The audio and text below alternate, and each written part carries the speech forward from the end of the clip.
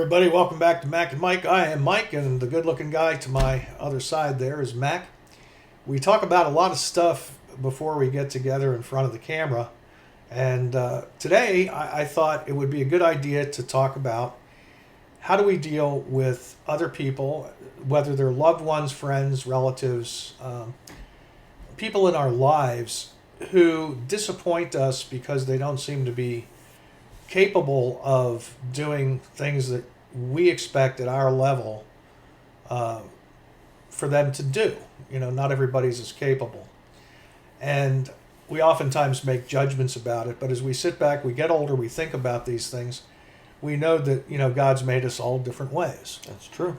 And, it can be disappointing and a point of frustration until you stop and realize that maybe the person you're trying to get to do something that would be simple for you and I, they just can't muster whatever it takes to accomplish that thing. So, in my life, it's been many people. My brother, I have a stepdaughter that's similar. They won't hold a job. They disappoint you. You wonder why they can't, because in both cases, my brother and my stepdaughter, they both ended up in jail. And in jail, where they're forced to do things, they do it. But yet you get on the outside and they can't hold a job, they can't get out of bed, they can't do this and they can't do that. So the question really is, are they truly capable? And there's just not enough pressure. And what kind of pressure should a society, I guess I've also questioned, how much pressure should we put on people? A lot of people sit around, they collect welfare and unemployment, and they mooch off of other people when they've proven, if they've gone to jail, that they can get up on time, they can go eat meals, they can clean a detail, they can do their own laundry, and all the other things. But, when they're on the outside, it's a whole different story. So that was one of the things that I think a lot of people out there experience. I know my friend Mac, has had friends, relatives, loved ones that are similar, and I've had many friends that are in situations like that. So what do you think about all that, Mac? I think there's a couple of different issues, Mike. You mentioned that God makes all of us different, and what my mom taught me from the time I was knee high to a jaybird was that some people have certain skills that I don't have, but she always assured me that I had skills that other people didn't have. So it's not a matter of competition necessarily, but it's a matter of us being different. Like the guy who's really fast and he can catch a football, or the guy that playing baseball that can hit the home run every time. I mean, those guys obviously have a certain set of physical and mental skills that allows them to do that, and others of us don't. But others of us have skills that they don't, and that's the way we have to go through life and understand. A good friend of mine does taxes every year as part of the AARP program of supporting the Internal Revenue Service and helping people conduct their taxes. And he helps these people, a lot of them that sadly don't have the mental capability to be able to fill out their tax form, And he tells me these stories about people that are struggling to get along, and they're the only money they get annually is their their Social Security check, which may be $12,000 or $15,000 a year. How can you get along on that insignificant amount of money? Yet people do, but I think what we need to do is we need to focus on, we've all met people in our lives where. We in the real estate business, we talk about the highest and best use for a piece of property. You could also think about human beings that way. What is the highest and best use for that individual to aspire to? And sadly, there are people who the highest and best use they have is being the janitor, Mm-hmm. And there's other people the highest best use is being the genius who solves, like Einstein, he solves these problems that people don't even understand to ask the question.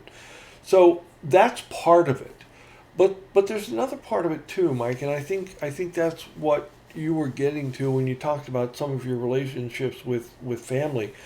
I used to. My wife sadly is no longer with us. She's passed away, but just as a snippet of an example. I used to tell my wife all the time I loved her. Well, my understanding of love was the definition that my parents gave me from the time I was young. And my mom and dad were always there for me and my brother. They would support us. They would have our backs. And my mom would tell me on more than one occasion that if necessary, she would die for me. And that's an easy statement to make. Yeah. But it's much more difficult for the person receiving those words to accept them and believe them. Well, I accepted and believed them. I knew she loved me that much that she would die for me. And I think that level of love is and we've talked before, when we talked about the Bible, we talked about the Greek language. Greeks have 24 words for the word love, and we've got one in the English language, and so it gets convoluted. But my wife would tell me on a daily basis she loved me, okay? But her family was kind of dysfunctional, and her father was, let's say, he liked to tip the alcohol glass a little bit more than many people did. Yeah. And her mom used to like to control people rather than love people. And so therefore in her family there was this dysfunctional family dynamic. So when she grew up learning the definition of the word love, it was a combination of factors, but it wasn't the kind of love that you would read about in the Bible that God loves humanity with. Mm-hmm. So she would say to me, "I love you," and I would say to her, "I love you." But what I was saying had a different meaning than what she was saying. Okay, Right. just because it was okay for her to do certain things, even though she said she loved me, it was okay for her to do other things that might hurt me, because her definition of love was a smaller, more narrower definition of what love was, and within that love, I wouldn't do certain things because it wouldn't be justified by me claiming that I loved her. Right. And I used to get frustrated because my expectation of her was that she would accomplish certain things a certain way to a certain standard. And what I came to realize, being married to my wife for almost 30 years, was I had to ask myself this question. If my wife was incapable of understanding the word love, or she was incapable of understanding other things, and because of her incapability of understanding, she was therefore incapable of conducting herself in a certain way, or she was incapable of accomplishing certain things, maybe because of intellectual ability, So if my expectation of her was that she would do or accomplish certain things, but as I grew to know her better, I knew she wasn't capable of doing or accomplishing those things. Was it righteous for me to have the expectation that she would do those things or would accomplish those things? I guess what I'm saying is, who's wrong if I'm holding the expectation that my wife or anyone is going to do a certain thing for me or fulfill some promise that she's given to me, and yet in my heart or in my mind intellectually I kind of know she's not capable? So who's wrong in that circumstance? Am I wrong for having the expectation, or is she wrong for failing at the task? And I would argue that initially maybe you don't know somebody is incapable of doing it. Right. So you trust them to do it and they fail and you get frustrated by it. But after a certain number of occasions of the same kind of failure, you probably come to realize that this individual, whoever that individual is not capable of accomplishing that. And at that point in time, if we have the greater understanding or the greater knowledge or the greater whatever of that we're talking about, isn't it our fault for having the expectation they would do something they were not capable of doing? And I think that comes, part of that is leadership. I was in the military and we learned a lot about leadership. And so I guess my point is that when someone fails, is it righteous for us to judge them for their failure or be angry at them for their failure? Or is it our own fault for having the expectation that they would do something that they simply were not capable of doing? And I don't want to criticize any one person. Please understand, I'm not saying I'm better than somebody else. That's not the purpose of what I'm trying to get across. Actually, I do think I'm better. No, I'm kidding. That's a joke. Don't take that seriously. Um, what I'm trying to get across is that in many aspects of our lives, we have expectation of others that they will behave a certain way, they will accomplish a certain way, they will be able to do a certain thing that we need to have done, and we depend on those people to deliver those expectations that we have. But life is a lifelong learning experience, and if we've learned that people in our lives are not capable, then we need to have some way of helping them be successful rather than just judging them on their inability to be to be capable. Does that make sense? Yeah, to a degree. There's some people that, like I said, they won't be helped. You can't motivate them. There's an old saying that we're all familiar with: familiarity breeds contempt. This can be found in the workplace. It can be found between relationships of family members. Oh, that's my dad, that's my mom, that's my sister, that's my brother. They'll love me regardless. So there's a difference between capability. If something's obviously outside of a person's capability, then if your expectation is too high, then that's on you. But if you've seen them do something before and they absolutely refuse to do it because I'm the father and you're an adult child, 37 years, 38 years old, Yeah. and you're still not performing up to a 12-year-old standard, keeping your room clean, doing your chores, all the different things, then, you start to get a little resentful about it. So your expectations aren't higher than what you've seen performed before. Well, you're talking about something different than what I was talking Yeah, about. it is, Mike. but that's what I mean. There's a when delineation between the two things. You're 100% right. That's what I'm saying. Don't miss the fact that I said you're 100% right. If you're expecting somebody who's incapable of doing something, then it's on you for having those kind of expectations. It's not the other person's problem. But when we get to the problem you're talking about, when someone clearly is capable, they've demonstrated their ability to accomplish something, and yet they are playing on your emotions or they're playing on their relationship with you, that they will be held in a certain favored status and not be forced to do things that you ask them to do because of that relationship. That's a different problem entirely.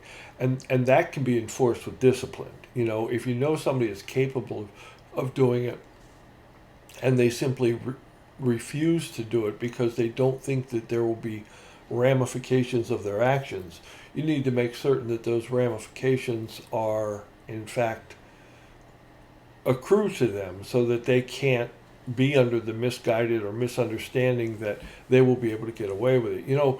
When I was enlisted in the military for 12 years before I became an officer, and therefore I had a number of friends who were in the enlisted ranks, and we were friends, and friends don't necessarily force friends to do other things. And when I became an officer and I had a different set of responsibilities, there was an expectation on many of my friends who had been NCOs and enlisted together for a long time, and when I would give them an order, they would think it was a friend asking them to do something, and there had to be a delineation, and they had to. And I remember one specific friend of mine, when I had what would have been interpreted as an order, an officer to an enlisted man order. He chose not to take it seriously, and I went and talked to him later, and he said, "Hey, Mac," he said, come on, I thought you were kidding. We're just friends, right? And I said to the guy, I said, "You don't understand." I said, "Because we're friends, I'm going to have to be more strict with you than I would be with an ordinary somebody who wasn't my friend, an ordinary." Subordinate relationship, because people will see us as previously being very good friends, and if I don't hold you to the highest standard, then they will expect me to not hold them to the highest standard. So it's unfortunate that we were friends before, but you're going to have to be held to that higher standard. And he thought I was being, A jackass or something. yeah, he thought that that was inappropriate. He thought, he thought because we were friends that I would go easier on him, and it would be bad for both of us if I didn't hold him to that highest standard. So at any rate, that's part of relationships, and that's part of leadership. But it's frustrating when you're depending on somebody to do something and they don't do it. But the end result is that if they can do it and don't, that's one problem. But if they don't have the ability to do it, then you need to figure out some way to help those people so that they can accomplish what needs to be done. Or, in my opinion, the fault lies with you. You don't have expectation. There's an old saying: you can't get blood out of a turnip, or you can't get blood out of a stone, whatever it is. And I think to some extent that's really what we're talking about. If people are incapable, then I listen. I was an officer in the military for half of my time, and the other half I was enlisted and senior enlisted. I was an E6 before I became an officer. You know who's capable of doing what and who isn't. And when you assign tasks and responsibility and duties, you make certain that the person who is doing that or being assigned that task has the ability to be successful. And I don't care if it was business or wherever I worked, I made sure that the people who I was assigning tasks to had a success path. It's different if there was no success path and they were not capable of doing it. That's one issue. But if they're not capable, and there are some people who can be trained, who can learn, and whether that's learning the discipline or whatever it is they have to learn, but it's sometimes necessary to give them someone to show them how to do it. In teaching, there's a concept of telling somebody something, then there's a concept of showing somebody something, and then there's the concept of telling, showing, and letting them do it, actually physically do it. And the retention of that skill, it might be 25% for you telling them, maybe 50% if you show them, but it's 100% or near 100% if you tell them, show them, and watch them, make them do it. And I think that's the same line of what we're talking about. Not the people who are incapable, but the people who simply don't. Sometimes it's a matter of them not knowing how to get it done. And good leaders, good friends, good parents, whatever, fill in the blank, they will find a way to make certain that those individuals that won't do it are different than the ones who can't do it. And we help those that won't do it to be successful. Well, we try in a perfect world. Like, I was an instructor teaching combat survival refresher, exactly what you said. You tell them, you show them, and then you let them do it. And at the end, you go back and you tell them what you just told them and showed them and, let them do. And everybody's going to achieve this at different levels. And we had some people who never really got it. You just didn't have enough time, enough hours in a day to cater to that one person. So, eventually you had to put some people out, which was, sad, but it happens. But then in our family situations, we have, I don't mind talking about my personal family situation. My stepdaughter, she came to live with me when she was 17. She dropped out of high school. She didn't have a job. She wouldn't work steadily. She got pregnant out of wedlock. And she used having a child as a cudgel, so you got to take care of me because I got a child. You love the child, sure. And she had moved back in with me when she was 35. She'd become a fentanyl addict. She went to rehab. She came out clean. I thought I could help her. A year and a half later, she still didn't have a steady job. Gave her a vehicle and gave her everything, And so eventually I had to actually evict her from my own home. She said, "Oh, you don't have to evict me." I said, "Well, I told you to be out last month and you didn't do it. You said you're going to, find a place to stay." And so eventually I had to play real hardball, which I did with her when she was like 22 years old, too.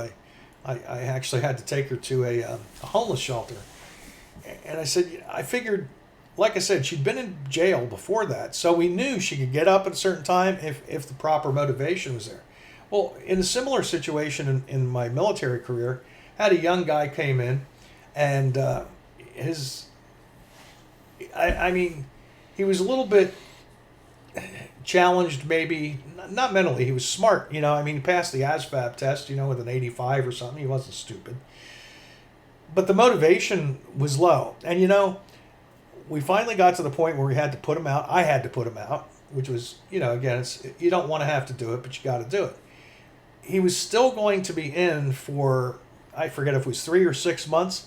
And do you know, during that 3 to 6 month time, that boy changed just like that. And he was doing exactly what you were telling him to do and did it well. And I looked at him and said, Chad, what the hell?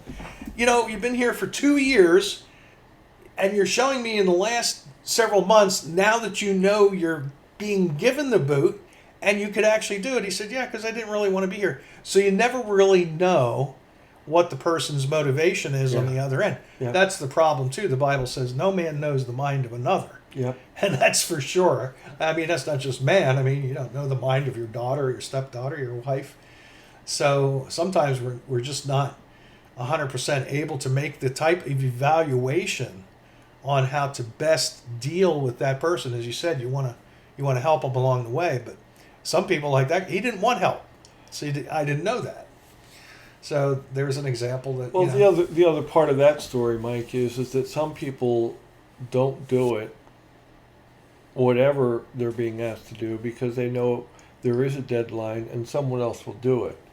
And the key there is that you need to force those people to complete their responsibilities, and not so that they learn that it won't always be that somebody else will do it. But you know, you're talking about the military. I remember early on in my military career, and of course that spans some 50 years, it started 50 years ago. You know, what they told us when we were talking to a group of people was, tell them what you're going to tell them, and then tell them what you told them, you know. And that's the way that repetition is a way to get people to remember, just like the tell, show, let them do it kind of thing. That repetition is what drives it home sometimes. And, you know, oftentimes it's difficult to figure out what the motivating factor is, you know. I've learned in my life that there are really only two great motivators in life. Just two. I mean, we give them a whole range of names, but the reality is there's only two reasons why two ways you motivate people to do things. money and pleasure. I don't know. Well, see, those are the guessing. words that are often interchanged for what I'm talking about. But the two great motivators are love and fear. Oh. And when I say love, maybe a better word is desire, right? Yeah. I mean, sometimes you motivate people because Reward and they fear. they want a promotion, or they want they want an increase in pay, or they want to buy a new car. So you're motivating them by desire. They want something, and you're going to show them how to get it. You're Okay, providing the path to get it. Yeah. If we do this and this and this, you're going to get this, and that'll let you get that, which is really what you want. The other way is fear, right? Mm-hmm. I mean, you can tell somebody, hey, look, if you don't do this, I'm going to punish you. I'm going to, dock your pay, or I'm going to, Write you up, Article 15, all whatever. those different things. So you can motivate by fear, you can motivate by desire, and of the two, which is the one that's better? No, of course, desire, love, It has to reward. be. See, because here's the thing, Mike. If you motivate people by fear, they will do whatever you're demanding from them as long as they're afraid of you. Yep. But the thing about fear is that eventually fear fades. Fades. It They're wears off, afraid, they're afraid, they're afraid, they're afraid, they're afraid. But nothing bad really ever happens. Mm-hmm. So they learn to figure out, hey, listen, that afraid stuff, they're not going to do that to me. Yeah. Or maybe they just get tired of being afraid and they refuse to be afraid anymore. Yeah. But if you motivate by desire, you motivate by love, I've often said that love is the most powerful thing that exists.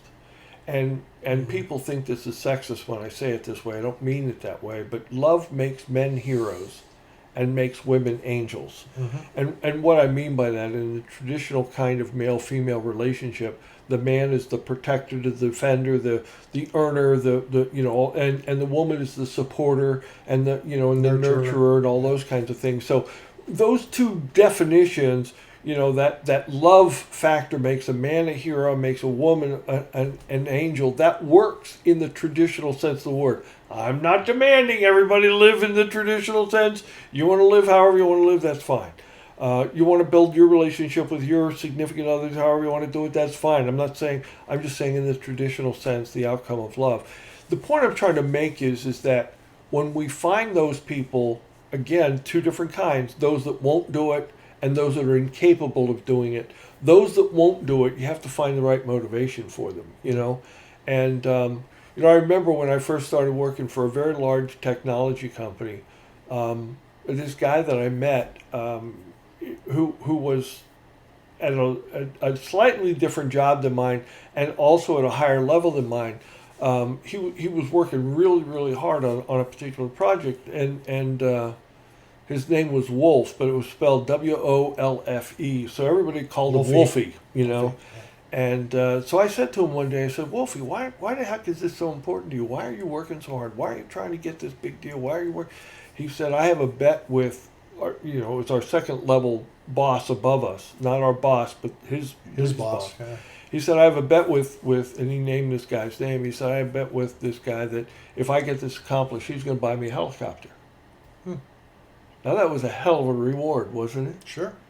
But they could afford it, and the deal that they were working on was such that it would warrant that kind of reward. Mm-hmm. So there was Wolfie, busting his ass day and night, extra hours, all that kind of stuff to try to earn that helicopter. And that's the kind of motivation by desire that I'm talking about. I was just, until I understood what Wolfie's motivation was, I didn't understand. As soon as I understood he's getting a helicopter out of the deal, it became perfectly clear to me why he was busting his ass like he was. Okay, so now the rest of the story before you go on, did he ever get it? No, he failed. He didn't get the big deal, and he didn't get the helicopter. But every time I saw him and the boss's boss, he would always nag the guy. He says, you owe me a helicopter, and the boss would say, not yet, that kind of stuff. So, but again, Mike, the world is not a really complicated place, but there are certain rules that will help you be more successful than others. And I think that generally success comes with mutual understanding and being able to figure out what's possible and what's impossible. And I can't tell you the number of times that I was frustrated with my wife because my expectations were not met. And I finally came to realize she didn't know how to do that, Mm-hmm. And that's when I learned for myself. That was the best lesson. The best lessons you learn are the ones that hurt badly, right? That stick with you. And that's when I learned for myself who's on the wrong end of this. Me for having the expectation, or her with her inability to do what my expectation was. And that's a life lesson that'll stick with you for a very, very, very long time. So if you're out there and you're young, what you're saying is think about that, because the only reason us old farts are sitting here and talking is we're hoping that somebody younger than us can learn from the mistakes we've made. And I've made my share. And, I'm right there with you, brother. Mike, my brother and his wife were in the midst of getting a divorce. Mm-hmm. And he's a very wealthy man. And there's a lot of wealth at stake in the division of assets. And it's already been... June of last year, they started the divorce process. Next month, it'll be a full year that they've been trying to get divorced, okay? And I said to my brother one time, I said, divorce is very expensive. And he says, yeah. And I said to him, do you know why it's so expensive? No, why? Lawyers. No, because it's worth it. Oh, because it's worth it. And so you said we're hoping that young people out there will learn something from what we have to say. And I guess what I wanted to add to your very astute comment was, to anybody that make sure you know, I've heard it put another way too. Very successful men oftentimes say, the biggest part of my success was the woman that I chose to be my wife. I chose the right person who was dedicated to my success, to our success, and she was we were a team rather than, you know. And there's all kinds of trite sayings, right? Behind every successful man is a woman telling him what to do or pushing him along or whatever it is that they say. And I guess that's the message that I would say, because my biggest disappointment came from expectations from the one woman that I truly loved, that she was incapable of meeting me where I wanted her to be. And I think you know, if I had known that before we got married, that our marriage would have been different. I'm not saying that we wouldn't have got married. I'm not saying that. I'm saying my expectations would have been different, and with different expectations, the ride might have been a lot smoother. You know. Yeah, the old saying too it comes to mind. You know, if I knew then what I know now, you know, things would have been different. There's a song like that, right? Yeah, well, I think there's been several songs written on that subject alone. Yeah. But I guess we're getting close to the end here. Well, I guess we shouldn't beat it up too much. I guess we taken a very small subject and stretched it out a little bit longer than maybe it even deserved. But I do believe that, you know, if I'll just say one other thing. When I was very early on in my management career, the big company that I was working for sent me to a management training class. And what they tried to instill upon us was that people are different, you know, and that people who live a different lifestyle, a different, you know, oftentimes come up with different expectations. And what they tried to instill upon us was that everybody is comfortable with people who are just like them, Mm-hmm. okay?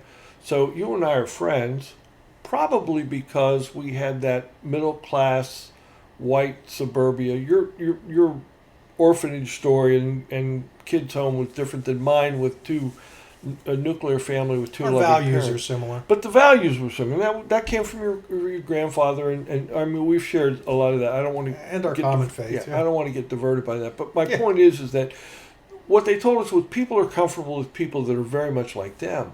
So when you have someone from the African American community that grew up differently than the person who was from the Hispanic community, who grew up different, somebody who was in the Asian community, who grew up differently from, you know, someone who was just like me.